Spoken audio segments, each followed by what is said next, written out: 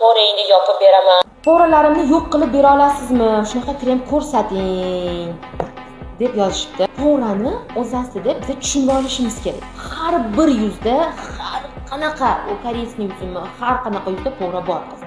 Faqatgina biza filtrlar asosida ko'rishni boshlaganmizda poralarni. Telefonlarda juda ham zo'r ko'rinadi, lekin aslida unaqa emas.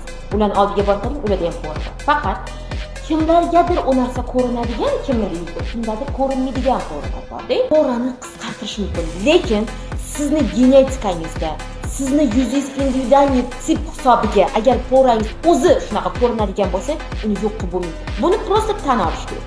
Lekin uni qisqartirish mumkin. Maksimal poralar mana vertikal, gorizontal bo'ladi-ku, noto'g'ri tozalash hisobiga bo'ladi, yuz oqarishi hisobiga bo'ladi. Bu именно uni shunaqa narsalar bor, misol uchun surib, namlikni oshirib yoki mana pizzadan sostavlar deydi.